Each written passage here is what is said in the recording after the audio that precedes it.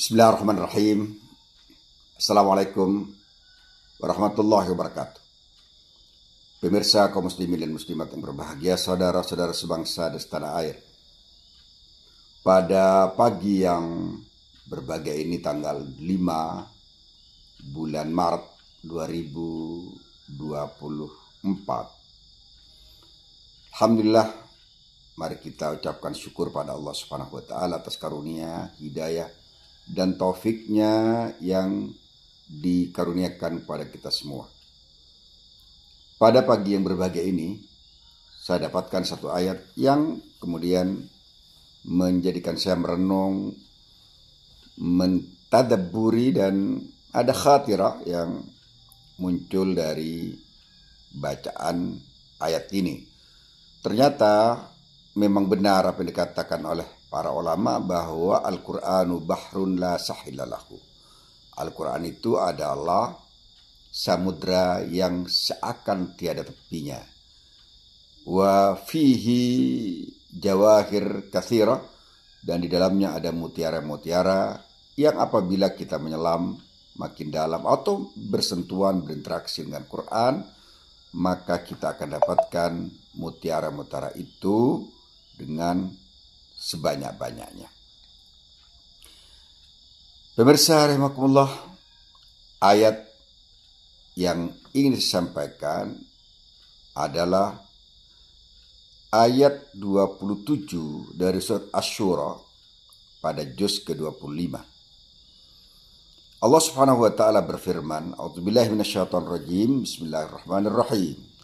Walau basatallahu rizqa li'ibadihi la baghaw fil ard. Walakin yunazzilu biqadarin ma yasha. Innahu bi'ibadihi khabirum basir.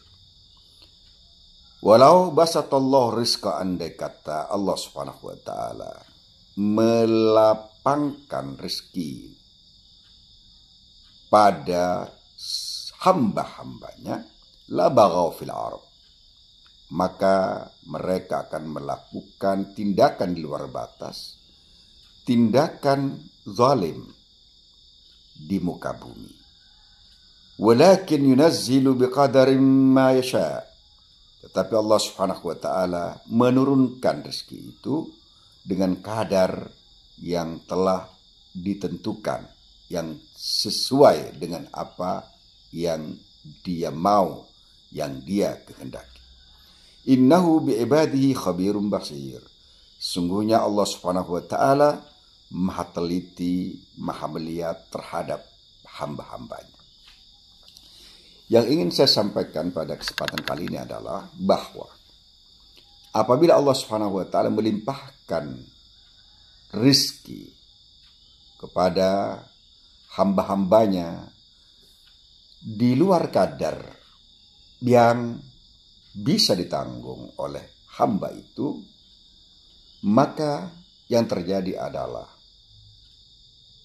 orang yang bersangkutan, hamba yang bersangkutan akan melakukan tindakan di luar batas, yakni di la baghaw, yakni la taghaw, artinya melakukan tindakan-tindakan kejam, tindakan-tindakan jahat.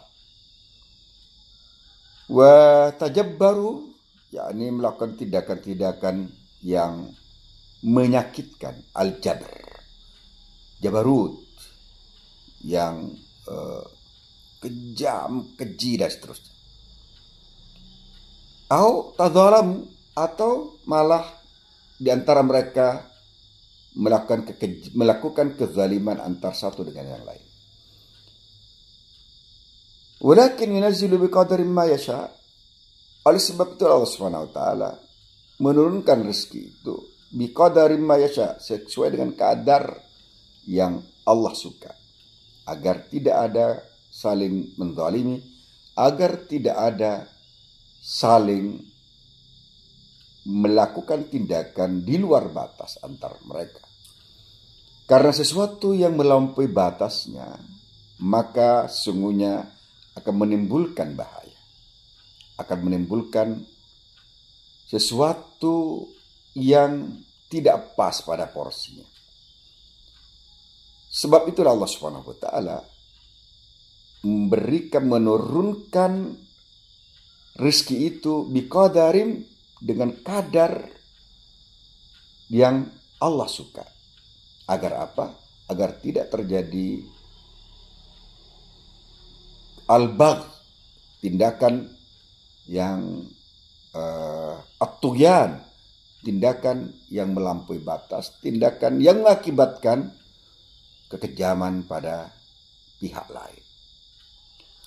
Innahu bi'ibadihi khabirum basir.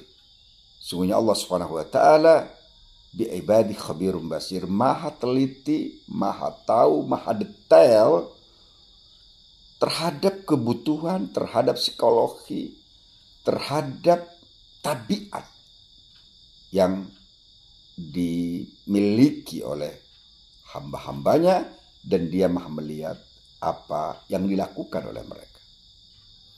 Banyak kita lihat orang-orang yang memiliki kadar rezeki yang lebih dari yang seharusnya. Kemudian mereka tidak memberikan yang lebih itu pada orang-orang yang seharusnya mendapatkannya. Maka kita lihat Qarun, maka kita lihat Haman, maka kita lihat Namrud, maka kita lihat Fir'aun, maka kita lihat Abu Lahab, maka kita lihat Abu Jahal, yang semuanya mendapatkan rezeki yang kemudian melampaui batas karena dia tidak memberikan apa yang seharusnya diberikan kepada orang lain. Sebab itulah pemirsa rahimakumullah, di khawatir sabahiyah ketiga, semoga saya bisa mampu menyerap firman-firman Allah Subhanahu wa taala di esok hari. Kalau tidak mungkin esok harinya, kita akan merasakan sebuah kenikmatan luar biasa terhadap hidangan Al-Quran ini. Ma'idatul Quran yang kita baca. Maka baca Al-Quran setiap hari, dan setiap hari pula kita akan mendapatkan jawahir Qur'aniyah. Kita dapatkan manikam-manikam Quran yang sangat-sangat.